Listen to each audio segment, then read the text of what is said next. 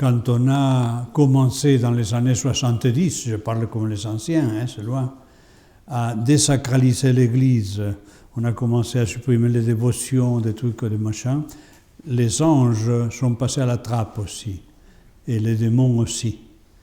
Ça fait presque, attendez que je vous dise, 40, 55 ans à peu près, qu'on ne disait rien, on n'écrivait rien sur les anges et les démons.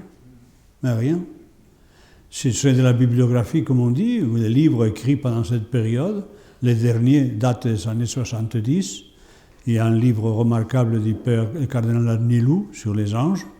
Et ensuite, un livre du père Laurentin sur Satan, mythe et réalité.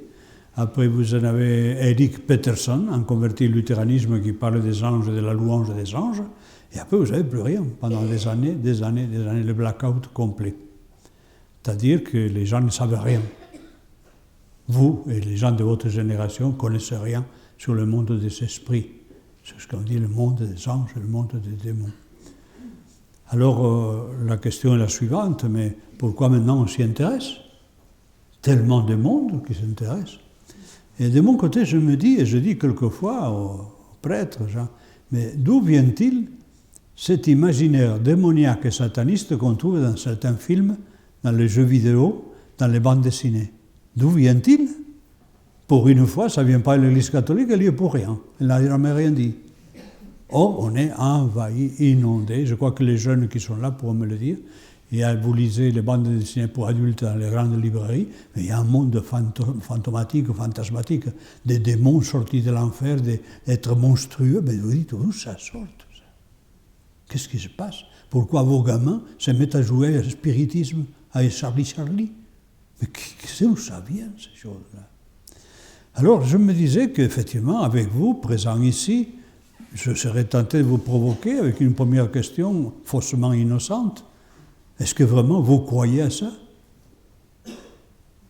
Ben oui, parce que vous n'avez pas des éléments de base pour pouvoir dire oui, ça fait partie de ma vie, de ma manière d'envisager mon existence, celle des autres. Qu'il y ait des êtres, soi-disant spirituels, bons, mauvais, mais qu'on ne voit pas, etc., etc. Pour votre culture personnelle, je vous dirais que les démons ne sont pas en dorme de foi. On n'est pas obligé d'y croire. Mais ils font partie du dépôt de la foi. C'est-à-dire qu'on parle très, très souvent d'eux dans la Bible, dans l'Ancien Testament à peu près 150 quelques fois, dans le Nouveau Testament 160 quelques fois, on parle des anges et des démons. Et donc ces êtres-là, spirituels, sont dans le contenu de la foi, et si on les enlevait, on amputerait sérieusement, très sérieusement, le contenu de la Bible. Donc, il faut les prendre au sérieux, ça veut nous dire quelque chose, n'est-ce pas? Et le problème, au fond, pour notre société, pour les hommes et femmes de notre époque que nous sommes, c'est d'accepter l'hypothèse d'existence d'êtres spirituels qui n'ont pas besoin d'un support biologique pour exister. Nous, on est des êtres spirituels, mais on s'exprime par notre corps.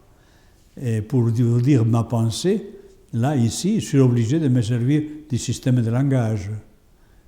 Et si, dans les choix que je fais de mes mots, je ne fais pas un bon choix, vous ne comprendrez pas bien mes pensées. Mes pensées, vous ne pouvez pas les comprendre si je ne me sers pas des mots, les systèmes de langage, n'est-ce pas? Et à ce moment-là, je me sers de mon corps. Alors, des êtres qui n'auraient pas de corps, mais qui seraient seulement spirituels, qui n'auraient pas besoin de conscience, des êtres conscients qui ont une conscience, mais sans support biologique.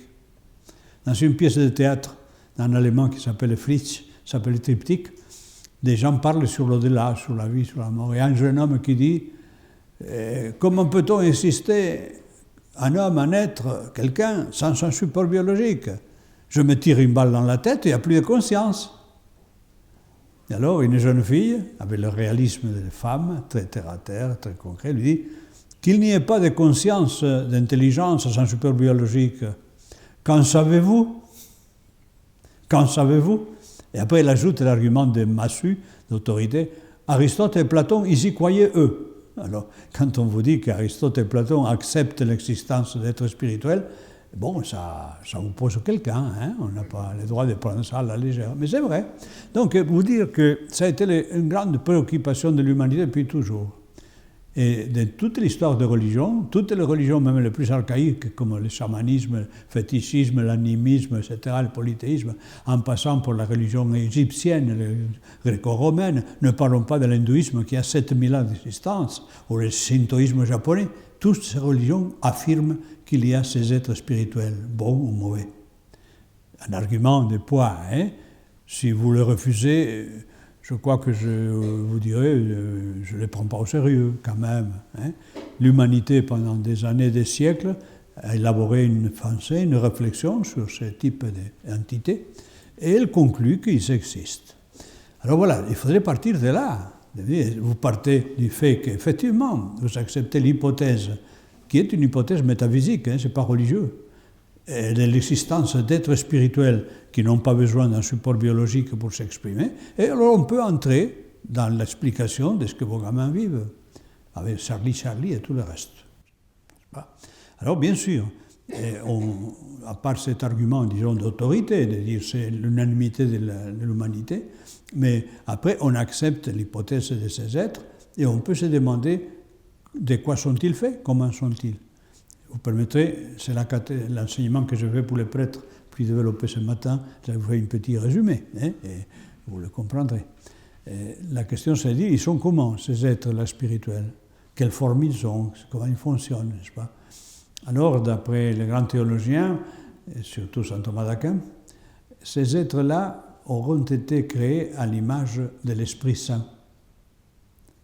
Nous, les hommes et les femmes, on a été créés à l'image du Verbe de Dieu fait homme, à l'image de Jésus.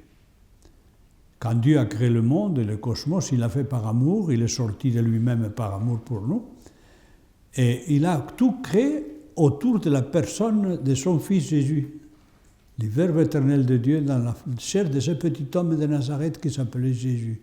Et avec lui, bien sûr, une multitude de frères, nous. C'est pour ça que nous, on est comme Jésus. On ressemble à Jésus. Quand Dieu voit Jésus, il nous voit nous. Et quand il nous voit nous, il voit son Fils Jésus. Mais les anges, ils ont été créés d'après l'Esprit Saint. Alors là, vous permettrez que je vous fasse une petite catéchèse d'adulte, mais indispensable pour que vous compreniez ces êtres-là.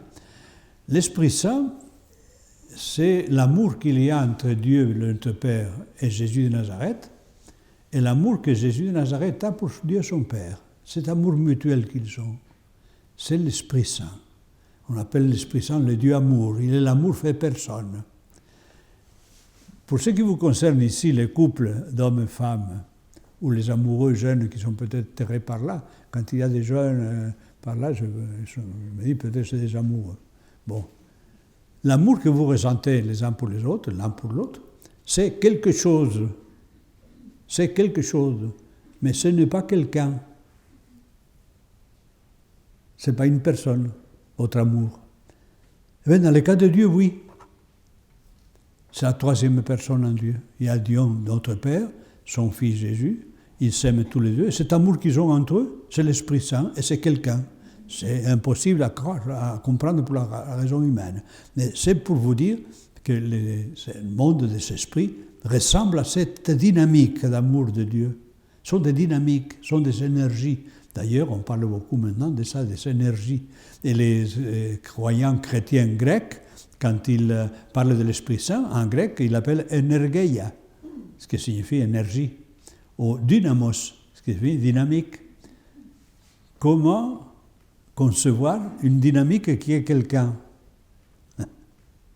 Alors l'exemple que j'utilise, même pour les prêtres, imaginez que vous descendez le matin dans votre cuisine pour prendre le petit-déj et vous trouvez le fiston de la maison qui a 9 ans et demi, qui est en train de parler avec le grille-pain.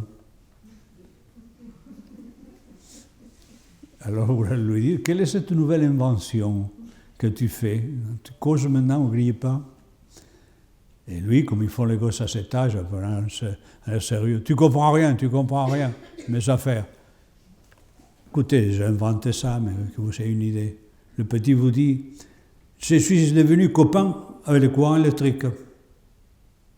et je lui demande d'allumer le grille-pain sans toucher au bouton, et il le fait.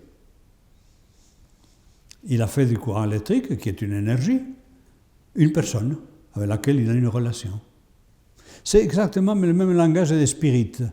C'est spirites qui poussent vos jeunes à faire des jeux. C'est-à-dire, tu peux rencontrer dans ces expériences une énergie, une dynamique, un esprit, avec lesquels tu peux créer une relation et tu peux obtenir des choses. Voilà, vous savez saisir. Hein? Ça semble difficile, mais c'est un peu ça. Donc les anges, les êtres spirituels sont faits à l'image de Dieu, donc à l'image de l'Esprit Saint, sont des dynamiques. J'abrège parce qu'il faut aller vite. Ce qui s'est passé, c'est que de ces êtres spirituels, il y en a qui ont choisi le mal. C'est la grande question. Pourquoi il y a de ces êtres spirituels que nous appelons les anges et que nous considérons bons, pleins de douceur, qui veillent sur nous, mais il y a une partie qui nous déteste et cherche notre perte. Jésus a passé sa vie à combattre contre ça. Et il a donné à leur prince un grand titre, parce que c'est lui qui l'a qualifié de prince de ce monde, en parlant de Satan, et en disant aussi qu'il était un assassin depuis l'origine. Depuis que Dieu l'avait créé, il avait déjà rompu avec Dieu pour chercher la perte des êtres humains. Alors, il y a donc cette chute. Je vous donne rapidement l'explication donnée par les théologiens. Il y a une première théorie qui dit que les anges, les êtres spirituels, qui étaient tous bons au départ, quand Dieu les a créés, ils ne voyaient pas Dieu face à face. Ils voyaient Dieu comme nous ici, dans cette vie, à travers la foi et à travers notre intelligence. À travers notre intelligence, on peut très bien découvrir des choses sur Dieu. Et avec la foi, encore plus.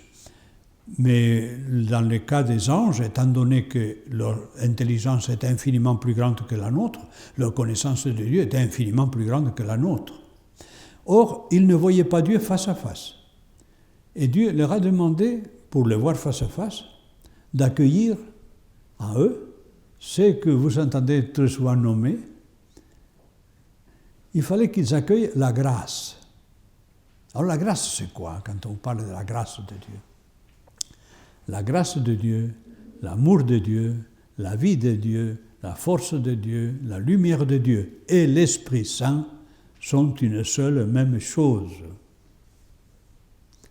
Ce qui fait quand Dieu leur dit aux anges, pour me voir face à face, accueillez la grâce, c'est-à-dire accueillez mon esprit, accueillez cette dynamique d'amour que j'ai entre mon fils et moi.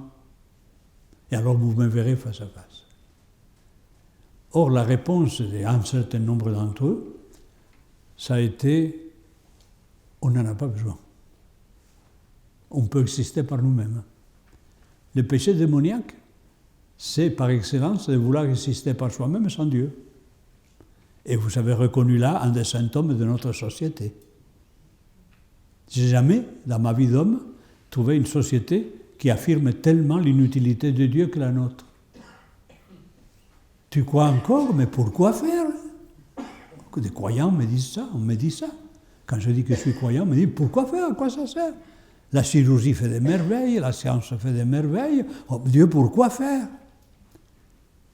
Et dans mon temps, on parle comme les anciens d'avant la guerre, dans mon temps, les gens faisaient le même péché que maintenant. On touchait les filles derrière un arbuste, on trompait son mari ou sa femme, on volait, on faisait des affaires. Ouais. Mais vis-à-vis de Dieu, l'attitude était différente. Il y avait une sorte de crainte de Dieu quand même. Maintenant, plus du tout. Mais plus du tout. Dieu n'est rien. C'est tout à fait démoniaque. Satan n'a pas insulté Dieu, il n'a pas voulu prendre la place de Dieu. Saint Thomas d'Aquin, en parlant de ça, que les démons n'ont pas voulu prendre la place de Dieu, il dit, comme raison, il est trop intelligent pour penser une chose pareille. Non, il a voulu tout simplement le mettre de côté. Toi, ton royaume, et moi le mien. Et ça fait provoquer la rupture. Or, il se trouvait, avec ceux qui l'ont suivi, coupé donc du monde de Dieu. Entre eux, ce n'est pas un monde d'amour, puisqu'ils ont refusé l'Esprit Saint qui est l'amour par excellence. Vous voyez? Donc, il n'y a pas d'amour non plus. Ils sont devenus des êtres éternellement instables, éternellement insatisfaits, éternellement à la recherche d'une identité. Ils n'en ont pas. Ils ne savaient pas pourquoi ils existent. Ils n'ont plus de sens. Et dans leur solitude, parce qu'ils sont dans une solitude atroce, ils découvrent dans le cosmos des créatures rationnelles comme eux. Chouette. Mais qui sont enchaînées encore. Donc, concluons, des créatures intelligentes et rationnelles, mais des sortes de rats intelligents pour eux. Pour les démons, nous ne sommes que ça, des rats intelligents. Alors, ils nous assiègent, ils cherchent par tous les moyens à entrer en communication avec nous, par tous les moyens. Par le temps, avec les prêtres, je le ferai demain, tous les processus de la tentation, par l'imaginaire, par la mémoire, etc. Mais ils ne peuvent pas vous obliger à faire le moindre petit péché. Ils ne peuvent pas le faire. Ne me dites pas, j'ai tué ma femme parce que le démon m'a obligé, je n'étais pas moi-même. Ce n'est pas vrai, il ne peut pas le faire, ça. Deuxième chose importante à savoir, il ne connaît pas vos pensées. Il ne lit pas dans les pensées. Il lit dans votre visage, il lit dans votre morphologie, il lit dans votre métabolisme. Si vous avez du cholestérol, il le voit. Si vous regardez une image érotique et il a une montée de testostérone, il la voit. Et tout de suite, il dit, là, maintenant, par l'imagination, je vais lui envoyer tout l'Internet cochon que je connais. Ça, c'est lui. Mais après, ensuite, pour passer à l'acte, c'est vous. Donc, ne me venez pas avec des excuses. Il n'a que le pouvoir que vous lui donnez. Mais il n'en a pas. Bon, alors je reviens à mes démons tombés, déchus, etc. Il cherche donc à entrer en relation avec nous. Malheureux, si vous l'acceptez, si vous entrez en relation avec lui, la relation qui s'établit est immédiatement sadomaso, dominant-dominé, étant lui le dominant. Ne faites pas d'illusions. Il n'a pas d'amis, il n'a que des esclaves. Qu'on les sollicite par la magie, par l'ésotérisme, etc., on le paiera plus tôt ou plus tard. J'ai eu des voyantes à la périphérie de la folie qui m'ont dit, si vous ne m'aidez pas, je me flingue. Parce qu'à force de provoquer la transe, elle ne pouvait plus la contrôler. Elle faisait la transe à n'importe où, n'importe quel endroit, ce qui socialement pose problème. L'une ou l'autre d'entre vous, connu et respecté dans son quartier, et qui pratique le spiritisme et la transe, et qui après ne contrôle plus la transe. Et quand elle va au prisonique pour s'acheter son petit pois, et qu'elle prend la boîte de petits pois, et qu'elle a la transe à ce moment-là. Essayez d'imaginer ce que ça donne si la dame du troisième, sa voisine, passe et la voit avec sa boîte de conserve à la main, parce qu'elle fait sa transe. Ça craint. Je plaisante, hein, mais qu'est-ce qu'elle souffre, n'est-ce pas? Voilà, donc, ils n'ont pas d'amis, ils n'ont que des esclaves. Alors, ce qui donne qu'elles ne peuvent avoir accès à nous que par le biais d'un médium. Il leur faut toujours un médium. S'ils pouvaient nous agresser directement, sans un médium, ça fait longtemps qu'ils nous auraient détruits. Ça fait longtemps qu'il n'y aurait plus d'espèce humaine. Mais ils ne peuvent pas. Donc, je suis ici presque pour vous dire, ne lui donnez pas des pouvoirs qu'il n'a pas. Les démons existent, ils cherchent à nous nuire par tous les moyens, mais c'est dans la mesure où vous les laissez faire. Alors, bien sûr, quand il s'agit de pratiques spirites, vos gamins, si on craint pour eux, c'est justement parce que dans la pratique du spiritisme, il y a une sollicitation du démon. Et je vous donne maintenant le chapitre de théologie de l'Église catholique concernant effectivement la relation avec les morts. Les Charlie de ces jeux, comme vous avez bien compris, s'adressent à l'esprit, aux esprits de ces pauvres gars assassinés. Donc les jeunes, quand ils invoquent Charlie, invoquent les esprits de ces pauvres gars assassinés. Mais dans l'enseignement de notre Église, les âmes des morts ne peuvent pas revenir. C'est pour ça que l'Église condamne le spiritisme. Elle dit, n'appelez pas les esprits parce que les morts, parce qu'ils ne peuvent pas venir. Par contre, c'est les démons qui viennent. Avec des mimétismes étonnants. Vous ne pouvez pas imaginer.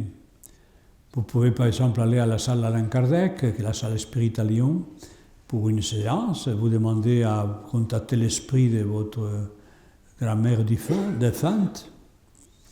Et vous allez assister à la séance du soir où il y a beaucoup de monde. Et à un moment donné, le médium, ils en ont 3 ou ils en avaient 3, donc un petit vieux qui entrait en transe tout de suite. Dès que la séance démarrait, il rentrait dans sa transe. Vous savez, la transe, c'est une sorte d'état second dans lequel il y a une autre sorte d'auto-hypnose, la catatonie. Donc il rentre dans cet état second et c'est toujours caractérisé par un dédoublement de la personnalité. C'est-à-dire la personne qui fait ce type de crise et de transe se croit habitée par quelqu'un. Vous trouvez la transe dans le vaudou. Dans le vaudou, la médium est toujours chevauchée par l'esprit de Baron Samedi, qui est un démon. Et la personne le voit habiter à elle, elle parle à son nom. Vous savez aussi dans le chamanisme. Dans le chamanisme, le chaman est habité par le totem du clam, qui est un esprit qui va dans la transe lui montrer les lieux où il y a la chasse, la pêche, tout ça, pour qu'il puisse y aller. Vous voyez?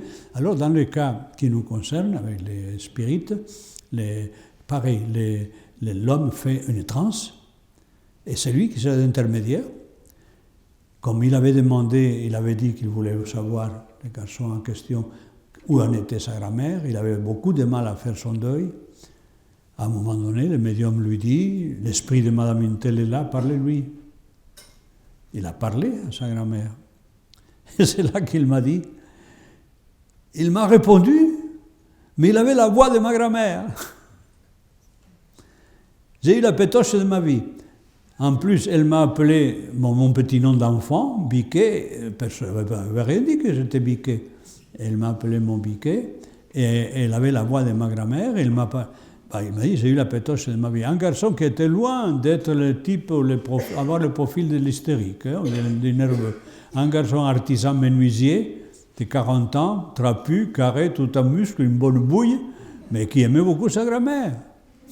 Alors il est venu me voir parce qu'il pensait qu'il avait attrapé un démon. Comme il a vécu quelque chose de trouble là, il s'est dit, il faut que je voie l'exorciste au cas où. Et alors je l'ai rassuré, en lui disant de ne pas y revenir. Voilà, donc vous voyez, ça vous permet de voir un tout petit peu par où ça va cette histoire, mais l'Église catholique dit que les âmes des morts ne peuvent pas venir. L'état de l'homme après la mort, s'il est dans l'amour, la charité du prochain et tout le reste, c'est d'être en union avec Dieu. Il peut venir si Dieu le veut, mais il ne viendra pas si vous le demandez. Ce n'est pas vous qui allez faire venir Sainte Catherine de Sienne pour avoir une vision d'elle. Mais par contre, elle peut s'apparaître à vous d'elle-même, parce que vous êtes une bonne chrétienne, quand vous êtes en prière. Vous voyez ce que je veux dire, Pour ce qui est des âmes damnées, de ceux qui n'ont pas aimé Dieu, qui ont fait comme Satan, qui ont choisi de vivre sans lui, dans la dureté des cœurs, dans l'intransigeance, dans l'injustice, dans le mépris des petits, dans le massacre des innocents, etc. Cela ne peut pas être en union avec Dieu, mais il ne peut pas non plus venir vers nous. Il y a un passage de l'évangile de Jésus, quand il parle du pauvre Lazare, où il dit « Entre les gens de l'enfer et vous, il y a comme une sorte de grand fossé pour qu'ils ne puissent pas venir chez vous et que vous ne puissiez pas aller chez eux. » C'est ce qui nous montre bien qu'ils n'ont pas d'accès au monde des vivants. Alors qu'est-ce qui reste? Le démon. C'est-à-dire que quand on invoque ces morts, les démons viennent à la place de l'oncle Jules. Vous allez essayer d'avoir l'oncle Jules pour voir comment il allait dans la vie éternelle, et ce n'est pas l'oncle Jules qui vient, c'est un démon qui va imiter l'oncle Jules. Voyez. Bon, alors qu'est-ce qui se passe? Dans certains cas, les personnes qui ont ce type de communication, dans le cas des menuisiers, il a filé parce qu'il a eu peur. Mais chez les gamins, ils n'entendront pas de voix, ils n'entendront pas ces choses-là. Mais comme me disait un petit groupe d'entre eux, en rigolant, on lui demande des significations en allemand, il nous les donne. Il rigolait. Et je leur ai dit, mais vous ne leur avez pas pensé que ça pouvait être le démon? Mais bien sûr, oui, on lui a demandé. Ah bon? Vous lui avez demandé? Qu'est-ce qu'il a dit? Oui, qu'il était le démon. Je ne rigole pas, moi. Parce que le problème avec vos gamins, là, dans ces cas-là, de pratique spirite, ou bien ils vont rigoler, parce que ça se fait en groupe, ou bien ils vont rigoler, et là, ils ne craignent rien. C'est des gamins qui ont vu un truc bizarre là, sont marrés, et ils ne passeront plus. Vous en avez ceux qui ont la pétoche. J'ai eu j'allais dire un couple, c'était des gamins de terminale de première, mais bon, jeunes tous les deux, garçons et filles. Le gars m'a dit, j'ai eu la pétoche, alors tout de suite, j'ai dit à ma copine, on se barre d'ici. Celui-là ne viendra pas non plus. Le danger, c'est le petit qui va dire « mais ça marche ». Ça marche. Et qui va commencer à le faire tout seul, dans sa chambre. Et qui va se ronger le bulbe, parce qu'il y a une forme d'addiction. Il va passer des heures à invoquer Charlie, Charlie, comme d'autres passent des heures à faire des jeux de patience, des trucs comme ça, des heures. Mais tu ne vois pas le temps passer, viens dîner, c'est l'heure et tu es encore là avec ton jeu de je ne sais pas quoi. Eh bien, ils font pareil avec Charlie, Charlie. Et ça, après, vous voyez qu'ils changent de comportement, des fois, ça peut aller très loin, y compris jusqu'à des problèmes de type psychopathologique. C'est là que je vois le problème. Sinon, pour les enseignants parmi vous, quand vous entendez parler les gamins qui vous disent qu'ils pratiquent ça, je vous conseille d'essayer de repérer celui qui a eu l'idée. Il y a toujours un qui ramène l'idée. Ah, si vous voulez, à la récré, à tel moment, on va faire le truc que je vous montrer. C'est celui-là qu'il faut arriver à repérer. Demandez gentiment aux autres qui a eu l'idée, qui a pensé à ça. Ah, c'est un tel qui nous a dit que c'est celui-là qu'il faut prendre à part. Voyons un petit peu ce qu'il vit, ce petit. Parce que probablement il a été initié ailleurs et il a pratiqué ça énormément ailleurs. C'est ce que je pourrais vous dire par là. Hein. Sinon, je ne pense pas qu'il faut dramatiser. Ne dramatisons pas, mais il faut éviter par tous les moyens qu'il s'en fasse une sorte d'accoutumance. Et vous voyez, justement, pour ce que je vous disais, notre époque est tellement rationalisée que tout mesurer et contrôler à l'aune de la raison, et Dieu sait que j'y tiens, je fais un appel constant à la raison, devient très ennuyeux. On a besoin d'un petit peu d'imaginaire, on a besoin d'un petit peu de poésie, de fantaisie, des choses qui ne sont pas réelles. On a besoin de plonger de temps en temps dans l'irrationnel, mais oui, de faire des trucs qui... c'est ce que je vous dis, là, plonger dans l'irrationnel, dans des choses qui ne sont pas raisonnables, mais ça fait du bien. Et c'est un peu ce qui arrive avec vos gosses. Pourquoi l'engouement sur Harry Potter, qui parle tout le temps de magie? Enfin, nous, on avait Blanche-Neige, les 7 nains, et on avait aussi des trucs comme ça, Barbe Bleue, des trucs comme ça. Mais c'est que les gamins, en plus, si rationnels, parce qu'on les a éduqués, vous les avez éduqués comme ça, et l'école les éduque comme ça, à tout contrôler par la raison, voilà qu'ils plongent sur Harry Potter, qui est plein de magie, c'est incroyable. Voyez. Donc c'est là qu'il faut chercher un équilibre pour vos gamins. C'est là qu'il faut chercher un équilibre, qu'il ait leur part de non-rationalité. C'est propre des enfants et des jeunes, ça, qu'ils puissent vivre des choses qui ne sont pas raisonnables. Quand un journaliste à la radio m'a interviewé hier ou avant-hier, et je lui ai dit à peu près la même chose. Et je lui ai dit, qu'est-ce qu'il y a de plus irrationnel que l'amour quand on tombe amoureux? Mais c'est absolument irrationnel. On plonge là-dedans, on n'écoute personne, on ne raisonne plus. Je lui ai dit, toi-même, je dis par téléphone, tu es amoureux tous les 3 mois et chaque fois tu crois que c'est définitif. C'est ça, c'est raisonnable, c'est raisonné ça. Il rigolait, il m'a dit ça, je retiendrai ça. Ben oui, retiens-le. Parce que de l'irrationnel, on en a besoin, que ce soit dans l'amour ou en quoi que ce soit. Donc pour ce qui est de ces pratiques, bien sûr, contrôler ça. Si le gosse vous en parle, c'est déjà une très bonne chose.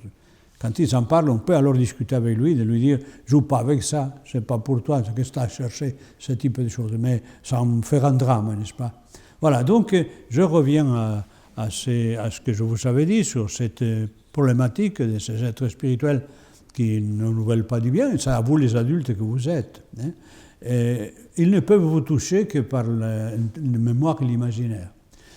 Un principe de base fondamental, la vraie pensée humaine, c'est la pensée consciente.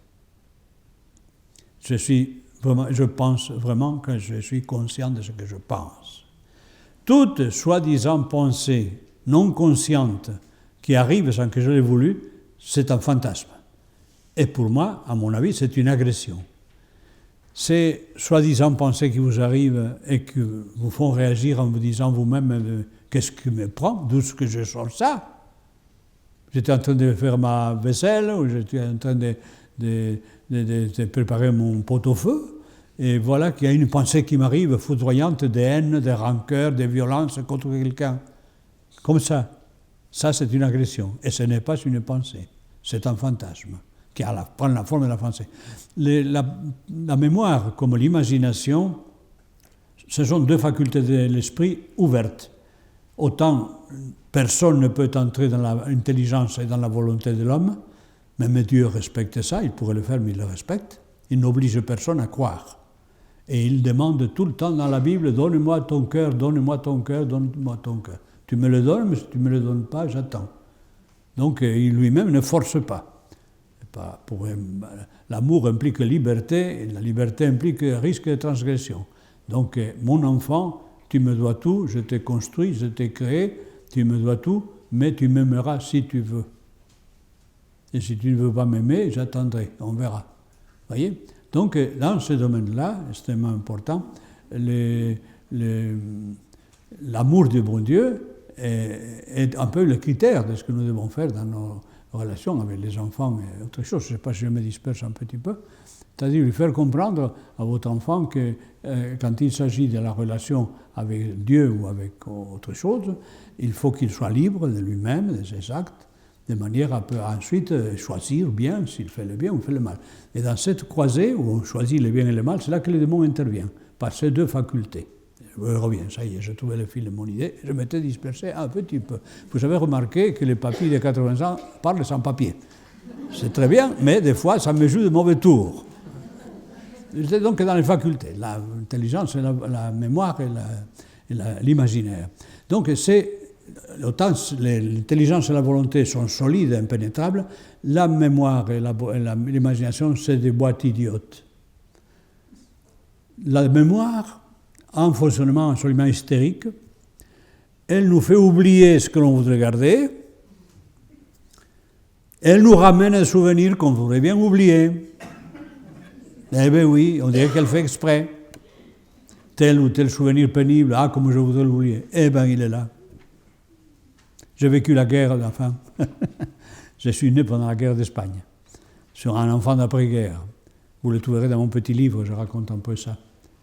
Et j'ai subi beaucoup d'humiliations. Beaucoup. J'ai beaucoup eu à souffrir.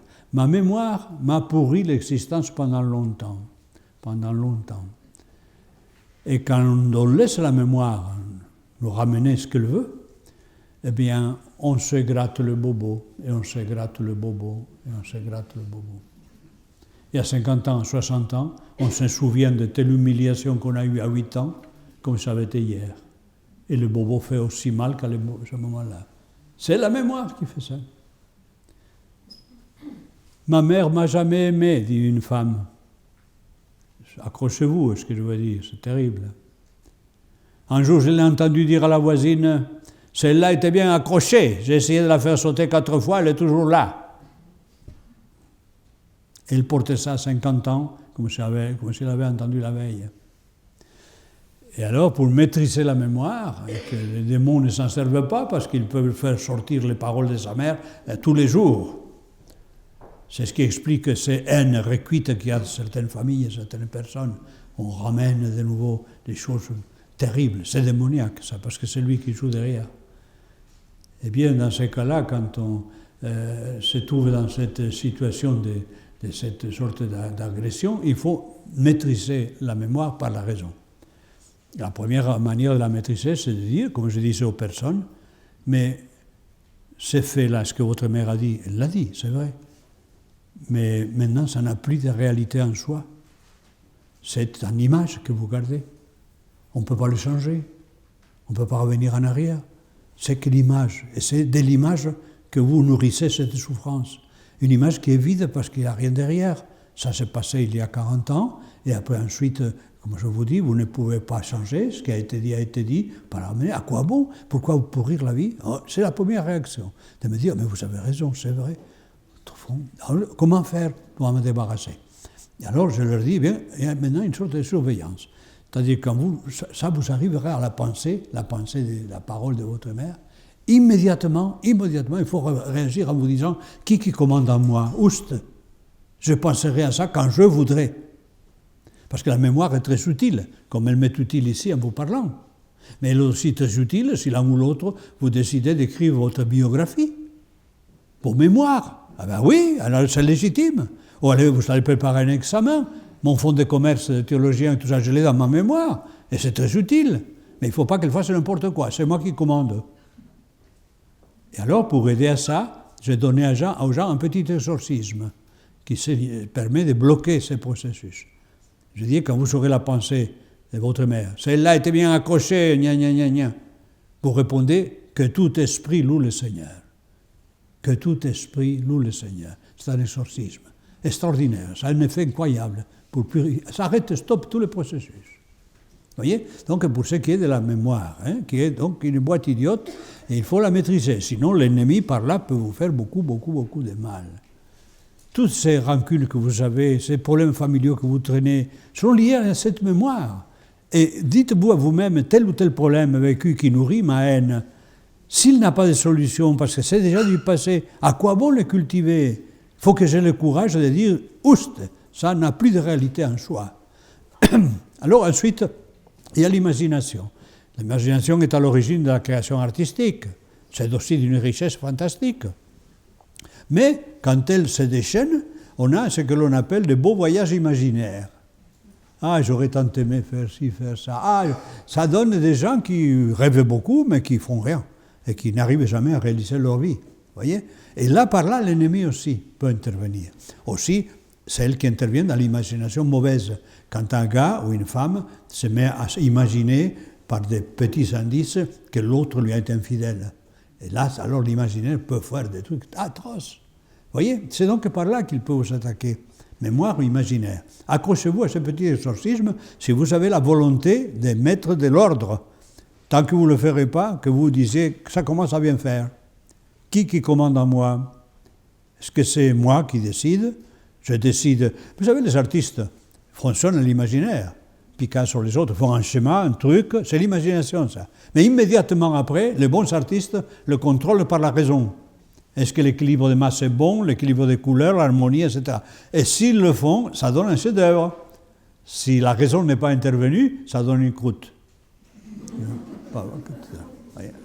Bon, alors voilà, je pense qu'avec ces belles paroles, je crois que j'ai terminé mon petit exposé sur ce qui est ce monde des esprits et ce qui peut se passer avec les jeunes. Comme je vous ai dit, pour ce qui est du spiritisme, tant qu'ils ne le pratiquent pas de manière à continuer, assidue et tout ça, mais si vous découvrez qu'ils jouent tout seul à ça, faites tout pour les convaincre raisonnablement et gentiment pour qu'il arrête. Ce n'est pas parce qu'il peut, comme je vous dis, et se trouver pris à une sorte d'addiction. Et le pire, c'est que là, les effets peuvent être réels. Moi, je pense que s'il joue beaucoup en appelant Charlie, il y aura un de ces esprits, de ces dynamiques perverses qui vont venir auprès de lui, lui donner le résultat, le conduire, Dieu sait à quoi. Vous savez, j'ai entendu tellement de choses, là. Des gens qui écoutaient une voix intérieure, imaginaire, qui ont bousillé leur vie professionnelle parce qu'ils écoutaient les paroles imaginaires qui leur venaient à l'esprit, mais bousillés complètement, ils avaient une bonne situation, en prenant des décisions catastrophiques qui les avaient été inspirées, disait-il. C'est terrible, ça. Ou alors, je ne sais pas, une dame qui venait me voir de Marseille, elle était très, vous permettrez que j'ai des faiblesses, elle était très racée, très classe, quoi. Une femme un peu genre Charlotte Rampling. J'ai bon goût, hein? Bah oui, pas parce que j'ai 80 ans que... Ah. Et alors, cette dame-là, qui était très cultivée, avait accueilli dans son imagination un esprit, un ami, comme la petite du film de l'exorciste qui parlait avec le commandant ou le capitaine, un ami invisible qu'elle avait. Alors cette belle dame-là avait donc un esprit qui, par l'imagination, lui envoyait des phrases poétiques, des pensées extraordinaires d'une classe, à tel point qu'elle se repliait sur elle-même pour ne vivre que de cette écoute. Commençait à changer de caractère, elle s'isolait, elle aimait se promener dans la campagne avec son esprit, cette sorte de choses qui lui parlaient, qui lui envoyaient des moindres fleurs, lui suggéraient des tirades dignes de n'importe quel Verlaine. Et jusqu'au jour où elle me dit, je me promenais au bord du canal, et le discours en sucre s'est arrêté, et d'une manière, mais alors brutale, comme si je l'entendais physiquement. Jette-toi à l'eau. Elle m'a dit, j'étais probablement pas mûr à point, mais je pense qu'un peu plus tard, j'aurais jeté. Tellement j'étais prise par cette sorte de séduction. Voilà, vous voyez, c'est des choses mystérieuses, bizarres, il me semble, que vous n'avez pas expérimenté, moi personnellement non plus, mais auxquelles j'accorde crédit, oui, parce que je pense qu'il peut arriver jusqu'à là. Il y a eu à Pau 2 suicides d'adolescents. C'est un gars qui fait partie de la Mivilude, donc la Commission nationale de lutte contre les sectes, qui nous en a parlé. Et tous les 2 gamins sont jetés d'en haut de la promenade des Pyrénées. Ceux qui connaissent Pau savent qu'il y a une sorte de falaise à la promenade des Pyrénées, en face de là. Et en bas, il y a comment on appelle ça, les bâtiments de la régionale, de la région, comment on appelle ça, voilà, le conseil régional. Mais ça fait une énorme falaise. Tous les 2 gamins de 2 lycées différents sont jetés par cette falaise, tous les 2 avec une chaussure enlevée d'un pied, et une branchette de je ne sais pas quel arbuste dans l'autre. Pour que tous les 2 aient choisi le même type de suicide, et ils ne se connaissaient pas. Vous voyez? Mais tous les 2 probablement étaient dans un de ces processus de suggestion, comme la dame que lui jette-toi à l'eau. Là, ça a été le gosse, jette-toi là-bas. Mais ils l'ont fait. Et les renseignements généraux s'intéressent beaucoup maintenant à toutes les questions de satanisme, parce qu'ils pensent que ça expliquerait des morts et des meurtres, des crimes inexplicables. Quand il y a eu le couple de fous qui ont tué un petit Zigane, un petit enfant romanichel, je ne sais pas si vous vous souvenez, un petit enfant qui a été assassiné d'une manière atroce, terrible, par le type en question. Les gendarmes nous ont contactés pour voir si dans les discours, le langage de ce type-là, il y avait des mots-clés satanistes. Parce qu'ils sont tellement c'était atroce ce qu'ils avaient fait. Voilà, vous voyez donc, c'est un monde ténébreux, un monde d'assassins, ces esprits-là, c'est des pervers. Et, comme je vous ai dit, la grande question, surtout pour des gens comme vous qui très souvent ne sont pas très au courant des choses de la religion, eh bien, le fait de dire pourquoi Dieu le permet, c'est toujours ce que je vous ai dit. C'est cette liberté que Dieu nous a donnée aux créatures rationnelles pour qu'on l'aime librement, y compris ces esprits. Alors bien sûr, eux, ils sont irrécupérables. Parce que, vous savez, étant donné qu'ils sont des êtres spirituels, quand ils prennent une décision, ils ne peuvent pas changer. Un démon peut analyser la composition de ce verre-là dans ces plus compliquées combinaisons de cristaux, de silice, de tout. À 1/1000e de seconde, il sait de quoi il le fait. Et immédiatement après, il fait un jugement dessus. Bon, mauvais ou indifférent. Une fois qu'il l'a fait, il ne peut pas changer d'avis. Parce qu'il a épuisé les possibilités de l'objet, et l'objet est ce qu'il est. Donc, une fois qu'il a dit qu'il est bon, il ne peut pas dire qu'il est mauvais. Alors, quand il s'agit d'eux-mêmes, dans leur relation à Dieu, ils sont décidés d'exister sans Dieu, et ils ont investi toute leur personnalité, ce qui fait qu'ils ne peuvent plus revenir en arrière. Si Dieu leur ouvrait les portes, ils ne voudraient pas. Voilà, que vous sachiez à qui vous avez affaire. Quand j'ai dénoncé au départ qu'on avait fait ignorer aux gens où était l'ennemi pendant des années. C'est gravissime, ça. Il faudra rendre compte à Dieu un jour. Parce que pendant des années, on n'a pas montré l'ennemi. Quand on le montre, il est déjà d'une certaine manière à moitié vaincu. Et une fois qu'il a été donc montré, il faut que vous ayez la conviction que vous êtes plus fort que lui et qu'il ne peut rien vous faire sans que vous ayez introduit là votre affirmation, votre consentement. Sinon, voilà, ne le faites pas, n'ayez pas peur, quoi. Hein, n'ayez pas peur, simplement. Il ne peut rien vous faire si vous ne donnez pas votre consentement. Voilà, je pense que je vais arrêter là.